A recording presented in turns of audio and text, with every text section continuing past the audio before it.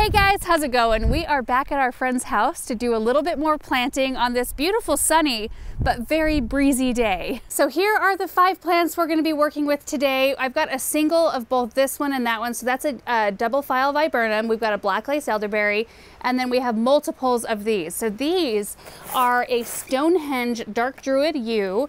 We've got a Calicanthus called Aphrodite, and then oh so easy Italian ice rose right there. This side of the house, though it's nowhere near where we're going to be planting any of these things, is much nicer. It's very calm and warm up against this siding right here.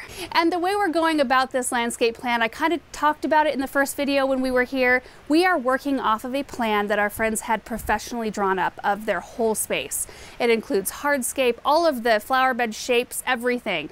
And we get to just come along and do the fun part. We get to come along and pop the plants in. And we're not really going about it in any kind of structured way, like, you know, all the shade trees first and then all the evergreens. We're basically going off of availability. Whatever we can get our hands on that's on this plan, that's what we're planting. And we're making minor adjustments along the way, which happens in every single landscape plan. Like we might decide that maybe we won't do perennials in one spot. We'll put something that's maybe more of a shrub in that area so it's less maintenance.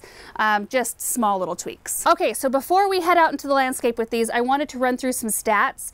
A couple of these I have 0 experience with, which is this one right here, Aphrodite the Calicanthus.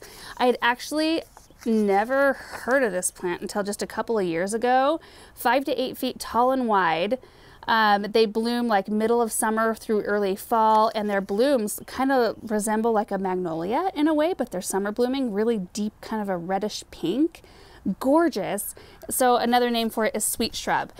It says that they can tolerate most soils that are moist but well drained. So I'm hoping that they can handle our high pH. We'll see what happens. They do prefer a sun to part shade area. I'm guessing in our harsh climate they might want a spot with a tiny bit more shade, which is why I think these were placed in the plan where they are. So we'll go over that when we put them there. This one is also a new one. I've grown yews before, but just not this variety. So the Stonehenge dark Druid, kind of hard to see in the sun, but 3 to 4 feet tall and wide, zone 5 through 7. I didn't mention the zone on this one. What is it? Zone 5B through 9 on this one. We are a zone 6.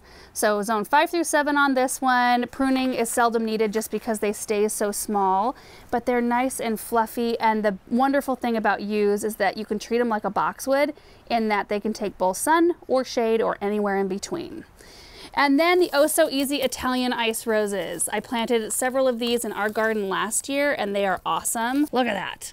So pretty.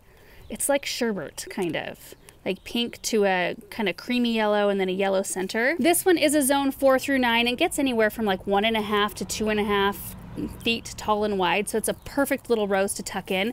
And the awesome thing about these is that they bloom pretty much nonstop. Once they start like early summer, they just keep on going. You don't have to deadhead them. Really disease resistant and all that good stuff. Then we've got black lace elderberry, which these are a native here. They are super duper tough. We use them in sunny areas in place of Japanese maples because Japanese maples can't take our full sun. But these kind of have like that really beautiful cut leaf, really fine texture to them. I just think they're so pretty, and the fact that they are so darn tough is awesome. Now they are a zone 5 through 7 and grow, the tag says they grow anywhere from 7 to 10 feet tall. False. In our area they get like 12 feet tall and wide. So you can prune them hard every year. Like sometimes we go in and I prune them down to like my waist high or so, and then they grow back fresh and beautiful. You do have to be a little bit careful about when you do prune them because they bloom on old wood. So they bloom in the spring, gorgeous discs of kind of this soft pink, and then they're followed up by berries. But if you prune them at the wrong time, you might prune off their blooms. So really it's best if you can site this in an area that you can just let it go. But if you don't really care about the blooms, you just want it for its structure and its foliage and just the tough nature of the plant, then you can pop it pretty much anywhere and just plan to cut it back. And then we have a double file Viburnum. I actually picked one up for myself as well. Is the cool thing about these, now right now it looks more like a rounded shrub, but as they grow they take on a very like horizontal growth habit. They're a very interesting structure, and they get these gorgeous discs, which are, you know, develop much bigger than they look right here. These big discs of white blooms, and I love the kind of, just the texture of the leaves is really pretty. And in our area, they can do, you know, full sun is a little bit tough for them unless they get plenty of water, but they like kind of a part sun area, which is where this one's going to go. It's going to go in a corner where it's going to kind of get both. Zone 5 through 8, it gets about 6 to 8 feet tall, 8 to 10 feet wide. Just a wonderful shrub, fairly slow growing. Oh, and then really quick, this is the plan that we are working off of. You can see that this one shows the perimeter around the house. So we're going to be working in this area. This is the front door. And then the double file viburnums going here, and roses will go back here. I also have a plan for the exterior of the property. So you can see the shape of the property is kind of like a square. It's like a little bit bigger in the front than in the back. This is the west facing, this is east. You can see the house kind of faces in interesting directions. So anyway, this also shows where big trees go, and a lot of these have already been planted. Like these two, Autumn Blaze maples actually came from our house last year. When we got that big load in, there's some eastern redbuds already planted. There's a Shade Master locust planted here. So we are going to be working on this border first, probably requiring a trip to Jaker to look at some great big trees, because the west exposure is really tough, especially for wind and sun. So we're going to work on developing that side first. Okay, so now I'm just going to work on getting everything placed. Aaron is up front. He's probably working on getting the rest of the plants unloaded. We'll get them placed, planted, and then I will tour you around to show you how things are doing. So far, things are doing well. Right after we got done planting, not directly after, but maybe like a week or so after we planted the first things here, we had a super cold front come through where we were having temperatures in the 40s, and then it dropped to like low 20s. So a few of the leaves got damaged. In fact, on this viburnum here, there's some little black tips on the leaves. Everything should be okay, but I'll show you that. Here we go.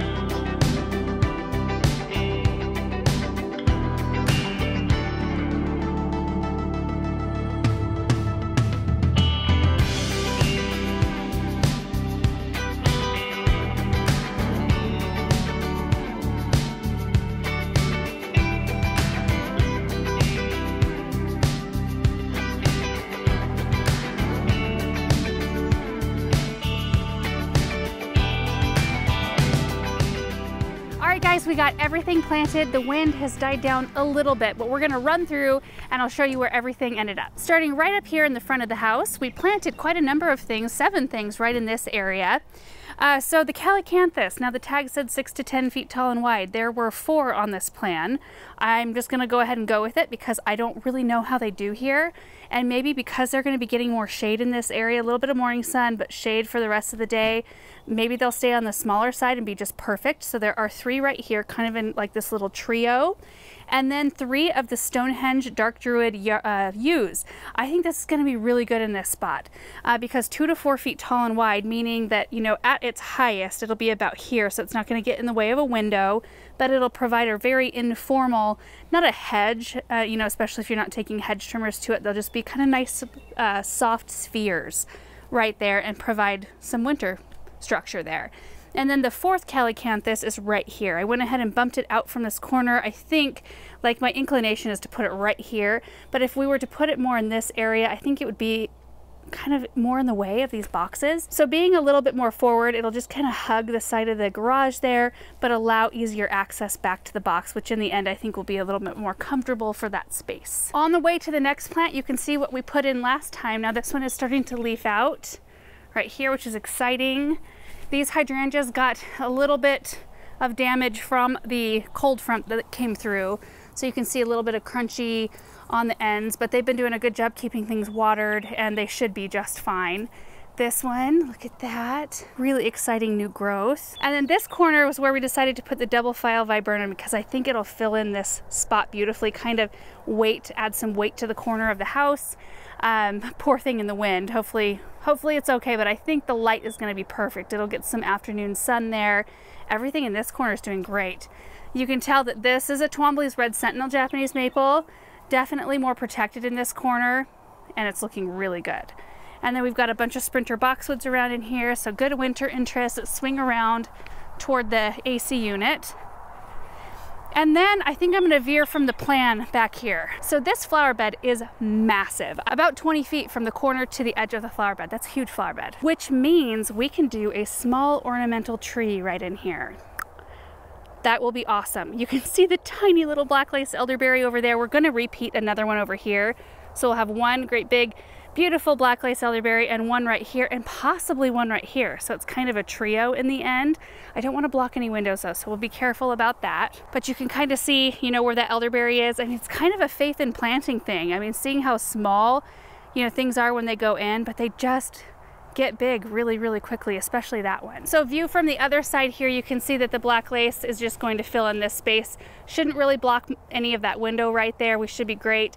And then this is where that tree can go. I haven't decided what kind of tree, but something. The roses are over here. So 5 of the Oh So Easy Italian ice roses here to kind of fill in the space in front of the fine line, improved fine line buckthorns.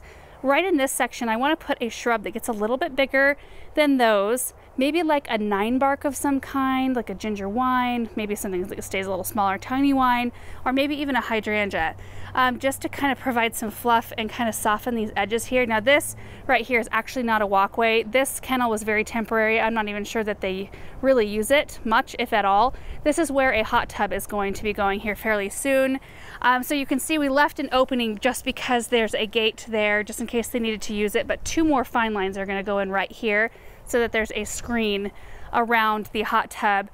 Anyway, I think the 5 roses will be just perfect in here. They'll provide structure, color throughout most of the season with very, very little maintenance. And then we didn't plant anything else, but I just wanted to show you over here. We're going to carry on the fine lines to the AC unit. And then the hibiscus, these are Rosa Sharon, the pink chiffon, and they got a little bit nipped in the frost. So they just had started to leaf out just a bit. They all have flexibility still. There's green underneath the bark, so we're just gonna hang on, keep them watered, and just see what happens. Spring weather can really test us gardeners, can't it? Gets really warm, we get all trusting of it, and then the cold front comes. So that's it. I'm really happy with what we got in the ground today, and I know that they're going to be coming along with mulch here fairly soon. They wanted to get the drip system in, which they have done since the last time we were here. Like, there's drip run to all of the plants that we planted last time, and then they're going to run drip to the ones we did today. We might be back before they do mulch, but I know one of their daughters is graduating in just a few weeks, and they're having a party here, so that it'll be done before that for sure. And I'm actually hoping to tackle the planting in these front little beds here, and then more right around the front door before the graduation party, just so it looks really nice and tidied up and done up here. Anyway, that is it for today's video. Thank you guys so much for watching. I hope you enjoyed it, and we will see you in the next one. Bye.